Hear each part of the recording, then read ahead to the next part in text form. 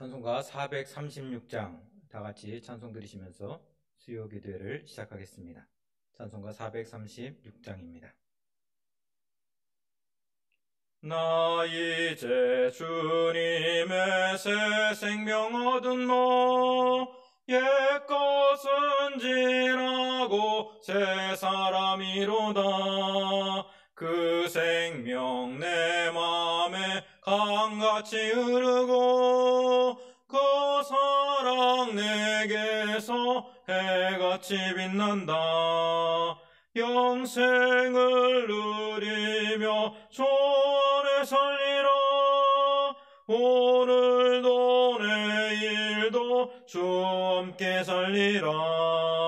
주 안에 감추인 새 생명 얻으니 이전에 좋던 것 이제는 값없다. 하늘의 은혜와 평화를 맛보니 찬송과 기도로 주 함께 살리라. 영생을 누리며 주 안에 살리라. 오늘도 내일도 주 함께 살리라. 전천도 조목도 새 것이 되었고 죄인도 원수도 친구로 변한다. 새 생명 얻은 자 영생을 누리니 주님을 모신 마 새 하늘이로다. 영생을 누리며 주 안에 살리라. 오늘도 내일도 주 함께 살리라. 주 따라가는 길 험하고 멀어도 찬송을 부르며 뒤따라가리라. 나 주를 모시고 영원히 살리라. 날마다 섬기며 주 함께 살리라. 영생을 누리며 주 안에 살리라. 오늘도 내일도 주 함께 살리라. 오늘 함께 나눌 하나님의 말씀은 시편 17편의 말씀입니다.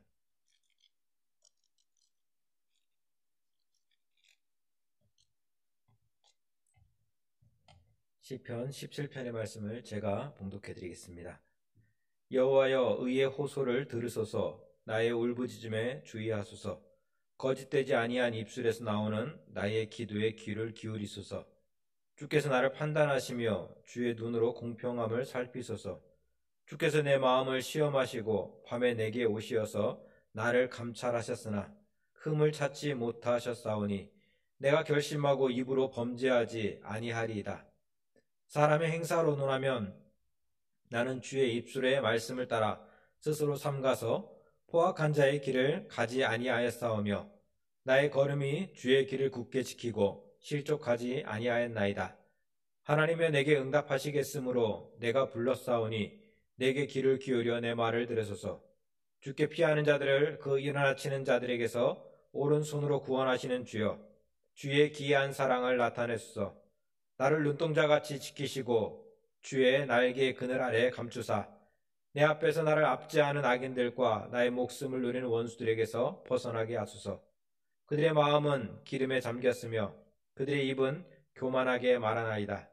이제 우리가 걸어가는 것을 그들이 애워싸서 노려보고 땅에 넘어뜨리려 하나이다. 그는 그 움킨 것을 찢으려 하는 사자 같으며 은밀한 곳에 엎드린 젊은 사자 같으니이다. 여호와여, 일어나 그를 대항하여 넘어뜨리시고 주의 칼로 악인에게서 나의 영혼을 구원하소서. 여호와, 이 세상에 살아있는 동안 그들의 분깃을 받은 사람들에게서 주의 손으로 나를 구하소서. 그들은 주의 제물로 배를 채우고 자녀로 만족하고 그들의 남은 산업을 그들의 어린 아이들에게 물려주는 자니이다. 나는 의로운 중에 주의 얼굴을 배우리니 깰 때에 주의 형상으로 만족하리이다. 아멘.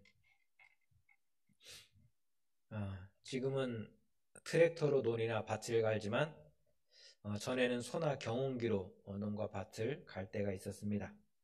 이때 초보와 능숙한 사람자의 차이가 있다면 능숙한 사람은 대충 가는 것 같지만 쭉 지나고 보면 뒤를 돌아보면 이렇게 똑바르게 갈려 있는 것을 보게 되어집니다. 근데 반면에 초보자는 열심히 간 거는 같은데 뒤돌아보면 이렇게 삐뚤삐뚤 이렇게 길이 나 있는 것을 또 보게 되죠. 한 번은 초보 농부가 할아버지 농부에게 찾아와서 어떻게 하면은 이렇게 논을 똑바로, 밭을 똑바로 갈 수 있습니까? 라고 여쭤보았습니다. 그때 할아버지가 하신 말씀은 이 밭을 갈 때에 소를 보지 말고 저 멀리 있는 저 나무를 바라보면서 갈면 됩니다. 라고 이야기를 했습니다. 그래서 그 할아버지의 말씀을 따라서 이 초보 농부가 소를 보고 쟁기를 가는 것이 아니라 저 앞에 있는 나무를 보고 쟁기질을 하고 쭉 밭을 갈았어요. 그리고 마지막에 도착해서 뒤를 돌아보니까 전에는 이렇게 삐뚤삐뚤했던 그 밭고랑이 깨끗하게 똑바로 이렇게 길이 나 있는 것을 보게 되었습니다. 그동안은 불안하고 초조한 마음에 눈앞에 있는 소만 바라보면서 이 쟁기질을 했기에 정말 내가 어디로 가고 있는지, 정말 똑바로 가고 있는지 기준이 없었는데 이제 그 마음에서 정말 저 멀리 있는 기준점을 바라보고 이렇게 앞을 향해서 가다 보니까 그 길이 똑바르게 가더라는 이야기입니다. 그 믿음의 길들을 걸어가는 것도 이와 다를 바 없는 것 같습니다. 솔로몬이 성전을 완공하고 그 하나님께 봉헌할 때 하나님은 그 솔로몬에게 두 가지의 약속의 말씀을 주셨습니다. 열왕기상 9장 3절에서 9절의 말씀인데요. 제가 한번 읽어드리겠습니다.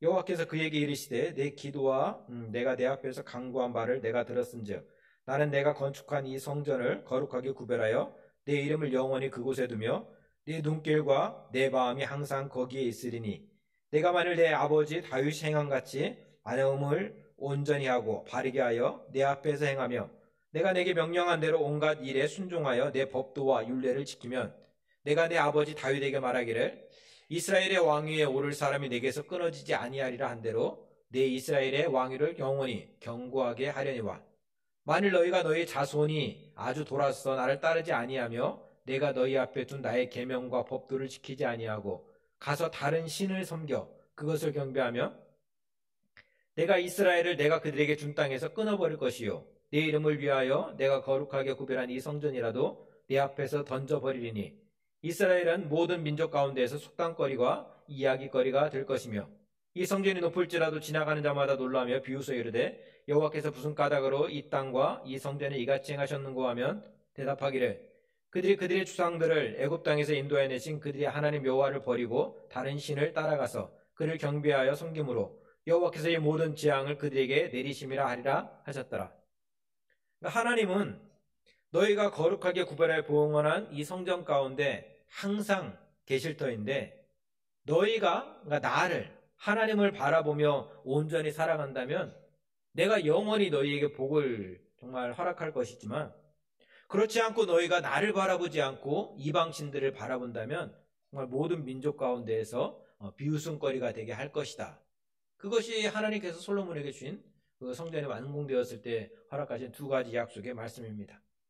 실제로 에스겔 8장을 살펴보면 예루살렘 성전 안에서 70인의 장로들이 각양 곤충과 가증한 짐승들 모든 우상들을 그 성전 사면에 그려놓고 그것들을 숭배하는 모습을 보게 되어집니다. 그때 하나님의 영광이 그 성전 가운데서 떠났다라고 말씀하고 있죠. 여호와의 영광이 그 성전 가운데서 떠났다라는 것은 더 이상 하나님을 볼 수 없다는 이야기입니다. 사울이 범죄함으로 하나님께서 그를 떠나셨을 때 사무엘상 28장은 꿈으로도 우림으로도 또 선지자로도 하나님은 그에게 대답하지 않으셨다, 보이지 않으셨다라고 말씀하고 있습니다. 그러니까 아무리 하나님을 내가 찾고 싶어도 보고 싶어도 볼 수 없었다라는 이야기입니다. 그 결과 사울은 엔돌의 신접한 여인에게로 찾아가게 됩니다. 점점 더 멸망의 길로, 죽음의 길로 나아가게 된 것이죠. 반대로 하나님의 영광이 임한다는 것은 하나님의 보호하심 가운데 내가 하나님의 얼굴을 볼 수 있다는 것, 하나님의 음성을 들을 수 있다는 그런 이야기입니다. 에스겔서 43장에서 우상 숭배로 더러워졌던 그 성전이 깨끗하게 정화되어지고 하나님의 영광이 다시금 그 찾아왔을 때 그 성전 뭉지방에서부터 그 흘러내린 그 물이 정말 시내로 냇가로 흘러가면서 정말 죽어가던 물고기들을 살리고 정말 과실수들을 정말 열매 맺게 하면서 모든 생명을 살리는 그런 놀라운 일들이 일어나게 되었다라고 또 성경은 우리에게 가르쳐주고 있습니다. 이처럼 우리가 하나님의 약속을 기억하면서도 어떤 상황 속에서도 하나님을 향한 시선을 놓치지 않고 살아간다면 우리는 생명의 길로 한 걸음 한 걸음 나아가게 될 것입니다.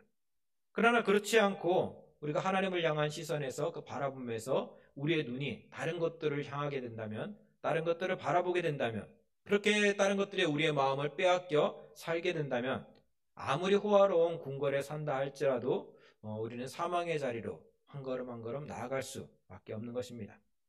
시편 17편에서 다윗도 어떤 고난 속에서도 내가 하나님을 바라보는 그 눈은 흔들리지 않을 것입니다 라고 고백하고 있습니다. 더 나아가서 어떤 환난과 고난이 다가온다 할지라도 나는 그 속에서도 주의 얼굴을 바라볼 터인데 그렇게 주님의 얼굴을 뵙는 것만으로도 나는 행복합니다. 나는 너무나 기쁩니다. 나는 만족합니다 라고 고백하고 있습니다. 17편에서 다윗을 소개하기를 세 가지의 모습으로 다윗의 모습을 소개하고 있습니다. 첫 번째는 1절에 나와 있는 대로 거짓되지 아니한 입술을 가진 사람이다 라고 소개하고 있습니다. 두 번째는 4절에 나와 있는데 포악한 자의 길을 걷지 않는 사람, 즉 범죄치 않으려고 노력하는 사람이 다윗의 모습이었다 라고 이야기하고 있죠. 세 번째는 5절에 나와 있는 것처럼 하나님이 보여주신 길을 굳게 지키며 실족하지 않고 나아가는 사람이 다윗이었다라고 오늘 시편 11편은 말씀하고 있습니다. 한마디로 하나님 앞에서 하나님의 사람으로 살아가기 위해서 애쓴 사람이 다윗이었다는 이야기입니다. 더욱이 그는 하나님께서 오셔서 나의 흠을 찾고자 했지만 내가 결심하고 내 입술로 범죄치 않기 위해서 결단하였던 그런 사람입니다.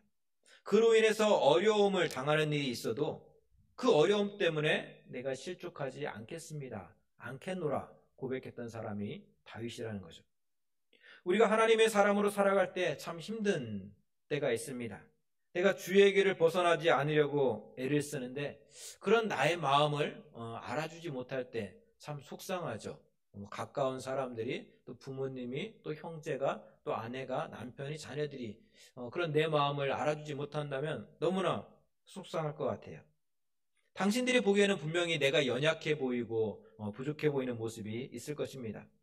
그러나 그럼에도 불구하고 내가 얼마나 하나님의 사람으로 살려고 몸부림을 치고 있는데 그 마음을 이해해주지 못한다, 그 마음을 헤아려주지 못한다고 할 때는 정말 마음이 많이 속상한 것 같습니다.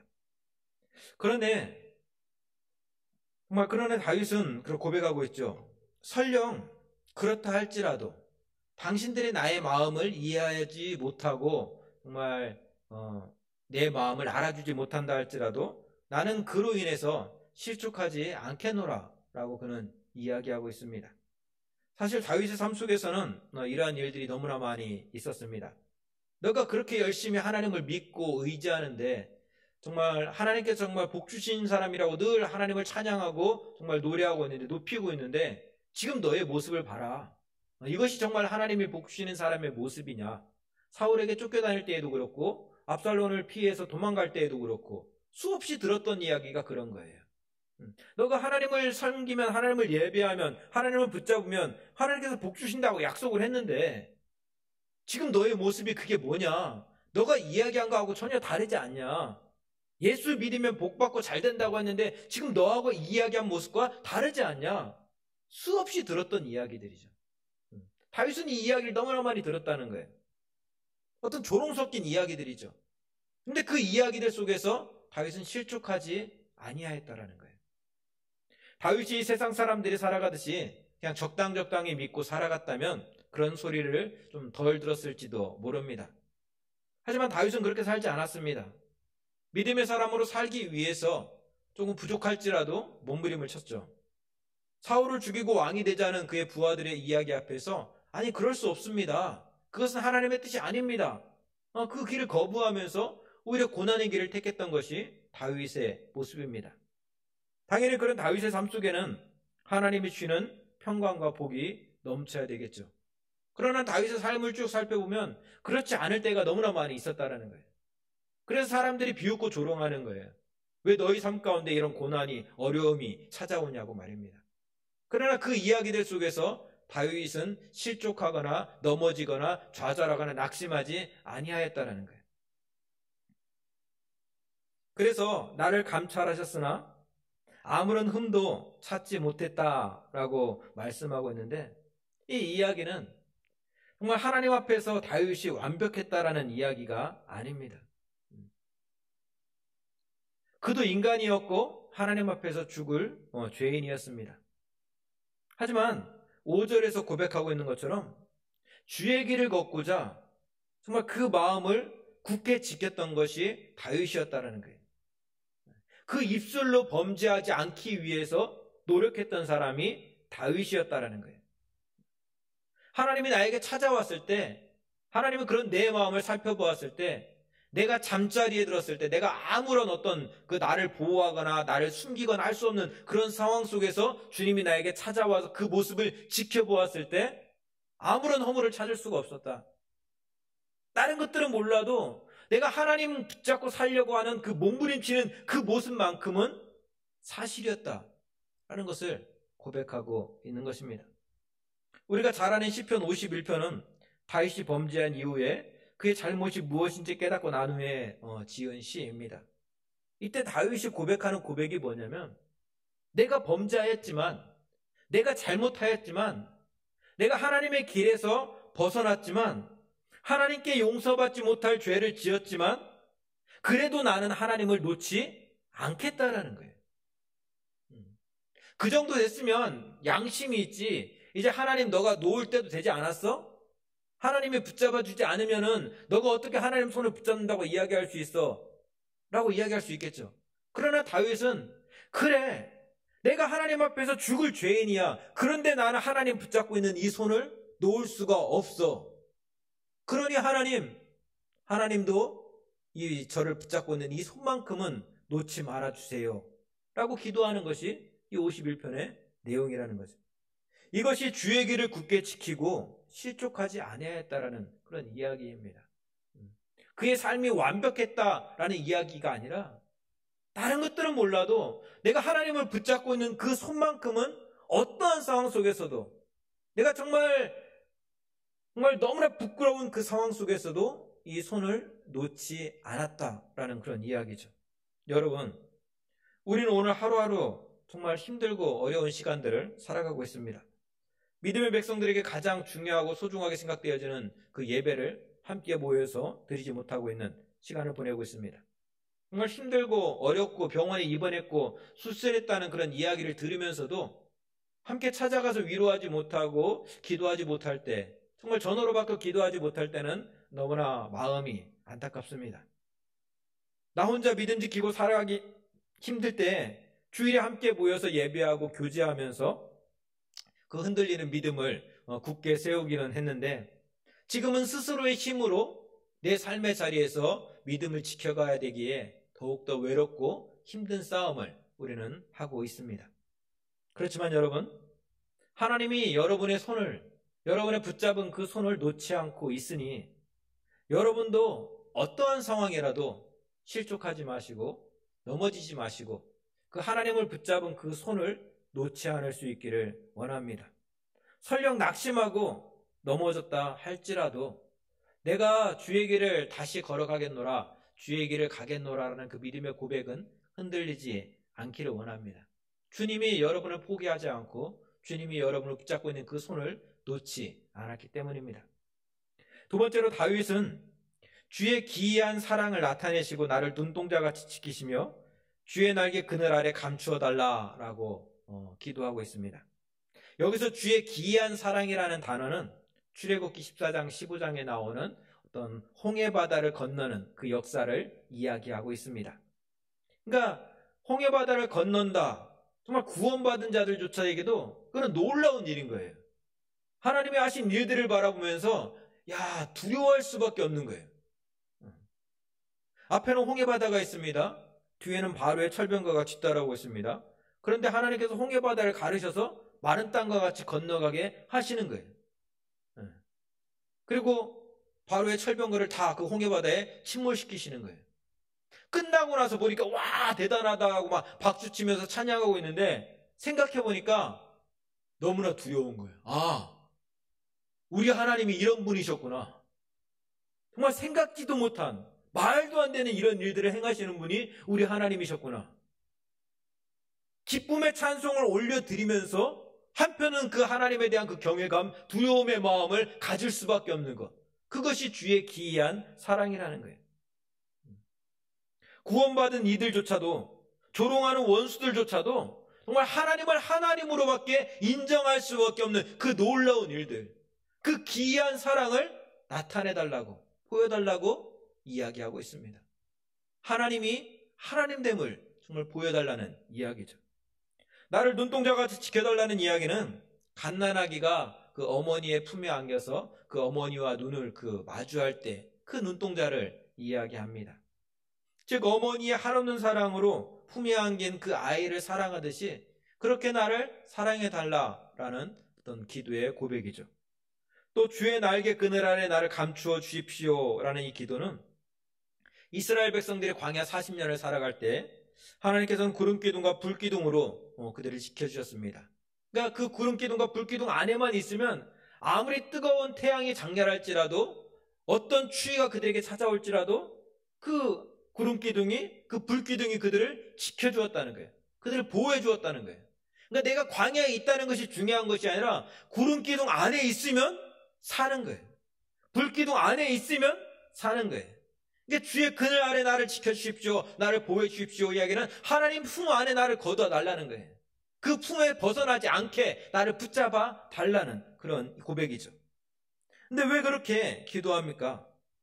나를 압제하는 자들이 정말 웅크린 사자처럼, 움킨 것을 정말 찢어버리는 그런 사자처럼 은밀한 곳에 숨어서 언제든지 나를 노려보면서 나를 넘어뜨리고 나를 죽이려 하는 그런 젊은 사자처럼 나를 정말 언제든지 노려보고 있기 때문에 그렇습니다.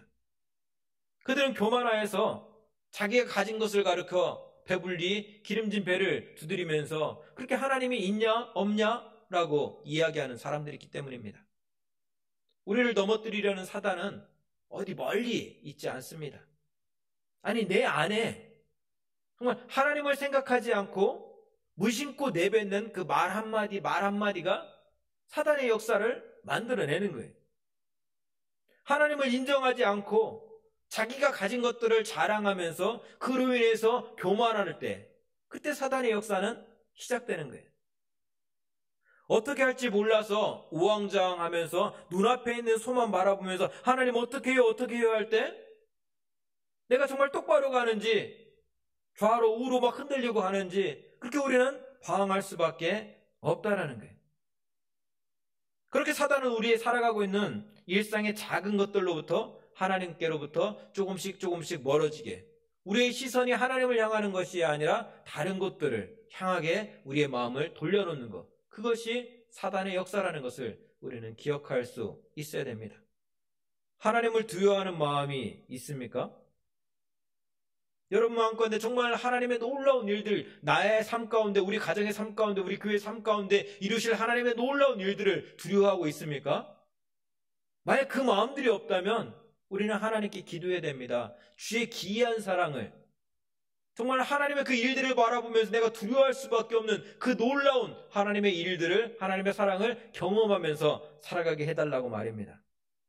하나님을 인정하지 않는 바로의 철병거 앞에서 기죽어 살아가고 계십니까? 아무리 위대하고 강해 보이는 철병거라 할지라도 하나님의 손이 그에게 임했을 때 홍해바다 속에서 아무 힘도 쓸 수 없는 죽어가는 존재로밖에는 되어질 수 없다는 것을 우리는 알아야 됩니다. 그리할 할 때 주님의 품 안에 거하는 것이, 나를 바라보고 있는 그 주님의 눈동자를 우리가 베없는 것이 얼마나 큰 안식이고 기쁨이고 정말 평안인지를 우리는 알게 될 것이기 때문입니다. 세 번째로, 다윗의 모든 관심은 하나님을 바라보는 데 있었습니다. 우리 15절의 말씀을 우리 함께 읽어보겠습니다. 15절 함께 읽습니다. 나는 의로운 중에 주의 얼굴을 배우리니 깰 때에 주의 형상으로 만족하리이다. 아멘. 그러니까 욥이 자신에게 다가온 모든 고난을 이겨낼 힘이 주님을 바라보는데 있다는 사실을 깨닫게 되었을 때 그는 이렇게 고백하죠. 내가 주께 대하여 귀로 듣기만 하였사오니 이제는 눈으로 주를 배움나이다. 그러므로 내가 스스로 거두어들이고 티끌같이 가운데에서 회개하나이다. 나의 도움이 천지를 지으신 하나님에게 있다는 사실을 깨달은 사람은 그 어떤 상황 속에서도 하나님을 바라보는 그 시선이 흔들리지 않습니다. 하나님을 바라보는 것에서부터 모든 문제의 실마리가 해결되어지기 때문입니다. 절망과 좌절의 상황은 어느 누구에게나 다가오는 시간이죠. 어느 때라도 우리에게 찾아올 수밖에 없는 것이 절망이고 좌절이고 낙심이라는 시간입니다. 출애굽의 기쁨도 잠시 홍해바다에 어떤 절망이 찾아올지 어떻게 알았겠습니까? 사내립의 포위 앞에서 아무것도 할 수 없는 절망의 시간이 찾아올지 정말 상상이나 해보았겠습니까? 하지만 그렇게 절망은, 좌절은 우리 모두에게 찾아오고 있습니다. 오늘 우리가 지나가고 있는 이 시간이 우리에게 때로는 절망이고 때로는 낙심이고 좌절의 시간이 되듯이 말입니다. 이때 우리는 어떻게 해야 될까요? 시편 50편 15절에서 주님은 우리에게 말씀하십니다. 환난 날에 너는 내게 부르짖으라. 내가 너를 건지리니 내가 나를 영화롭게 하리라. 마태복음 7장 7절에서 주님은 우리에게 이렇게 말씀하십니다. 구하라. 그러면 너희에게 주실 것이요. 찾으라. 그리하면 찾아낼 것이요. 문을 두드리라. 그리하면 너희에게 열릴 것이니. 주님이 우리에게 약속해 주신 약속의 말씀입니다. 이 약속의 말씀을 붙잡고 모세가 홍해바다 앞에서 기도했을 때 홍해바다는 갈라지고 마른 땅과 같이 변화했습니다. 이 약속의 말씀을 붙잡고 히스기야가 기도했을 때 나를 두렵게 하던 사나립의 병사들은 정말 하룻밤 사이에 송장이 되어버렸습니다. 이 일들을 어떻게 설명하겠습니까? 이 일들을 무엇으로 설명할 수 있겠습니까? 이 놀라운 하나님의 역사 앞에서 어떻게 다른 말들을 이야기할 수 있겠습니까?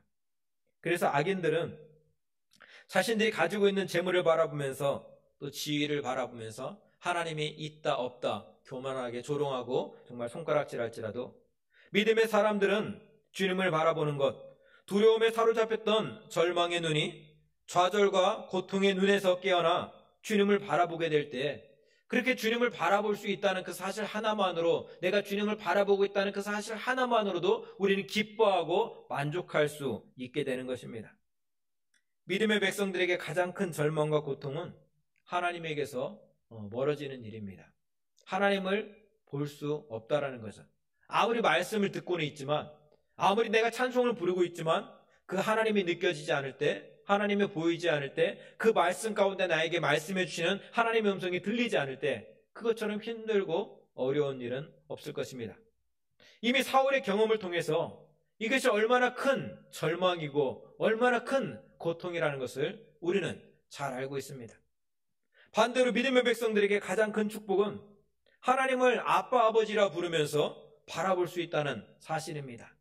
하나님의 말씀을 읽고 있는데 정말 2000년 전에 3000년 전에 쓰여진 이 말씀이지만 이 말씀이 살아 역사하는 말씀으로 나에게 주시는 위로의 손길로 나를 정말 품어주시는 하나님의 은혜의 손길로 찾아온다는 것, 찾아옴을 알게 되는 것, 깨닫는 것, 경험하는 것. 그렇게 주님을 바라보는 우리의 정말 그 시선이 흔들리지 않는 삶을 살아가는 우리 대항의 모든 가족들이 되었으면 좋겠습니다. 믿음이 없는 이들이 부와 권력을 자녀들에게 물려주면서 그것들을 자랑하고 정말 이야기할 때 우리 구원받은 백성들은, 정말 하나님의 백성들은, 저와 여러분은 우리의 자녀들이 하나님을 바라볼 수 있는 것, 그 사실을 물려주었다는 것, 그 모습을 물려주었다는 것, 그들이 하나님을 바라보면서 하나님의 위로의 손길을, 위로의 눈동자를 볼 수 있게 되었다는 것, 그 사실에 우리는 기뻐할 수 있어야 됩니다. 내가 아무리 많은 금은보화를 내 자녀에게 물려준다 할지라도 그들이 하나님을 바라볼 수 없다면, 그들이 교만하여 하나님이 어디 있냐라고 이야기한다면 그들 하룻밤 사이에 무너질 수밖에 없는 물거품이 될 수밖에 없습니다. 그러나 우리의 자녀들이, 때론 우리의 정말 형제 자매들이 하나님을 바라보는 눈을 갖게 된다면 그들이 어느 자리에 있든지 간에, 어떤 상황에 놓이든지 간에 그 속에서 하나님의 구름기둥과 하나님의 불기둥이 나를 지켜주고 있다는 사실을 깨닫게 되기에, 알게 되기에, 그 하나님의 손이 나를 붙잡고 있다는 것을 내가 보게 되기에 그 절망의 자리에서 일어나 다시금 새 힘을, 독수리가 날개치며 정말 힘있게 날아가는 새 힘을 가지고 일어설 수 있게 될 것입니다. 환난 날에 너는 내게 부르짖으라. 내가 너를 건지리니 내가 나를 영화롭게 하리라. 오늘 우리에게 주는 하나님의 약속의 말씀입니다. 같이 기도하겠습니다. 하나님, 오늘 또 함께 모여서 예배드려야 되지만 정말 여러 가지 상황으로 인해서 함께 모이지 못하고 삶의 자리에서 예배를 드리고 있습니다. 비록 우리가 함께 모이지는 못하지만 삶의 자리에서 정말 이 예배의 시간을 기억하며 하나님을 예배할 때, 하나님을 바라볼 때 주님, 그 가운데 찾아와 주이사 내가 너와 함께 하리라, 내가 너를 붙잡아 주리라, 내가 너를 도와주리라 약속하신 그 약속의 말씀을, 정말 약속의 말씀이 살아 역사하시는 하나님의 음성으로 들려지는 귀한 시간들이 될 수 있도록 주님 도와주시옵소서. 환난 날에 너는 내게 부르짖으라. 주님 우리에게 말씀해 주셨습니다. 내가 너를 건지리 내가 나를 영화롭게 하리라. 주님 우리에게 약속해 주셨습니다. 어려움에 처해 있는 사랑하는 교우들이 있습니까? 그 삶의 자리에서 그 환난의 시간에 주님을 찾을 수 있는 귀한 은혜를 허락하여 주시옵소서. 주님께서 건져주시고 주님께서 건져주심으로 말미암아서 하나님의 영광의 도구로 시험받는 귀한, 정말 사랑하는 믿음의 형제 자매들이 될 수 있도록, 우리 대항의 모든 가족들이 될 수 있도록 주여 도와주시옵고 주님 붙잡아 주시옵소서. 예수님의 이름으로 기도하옵나이다. 아멘.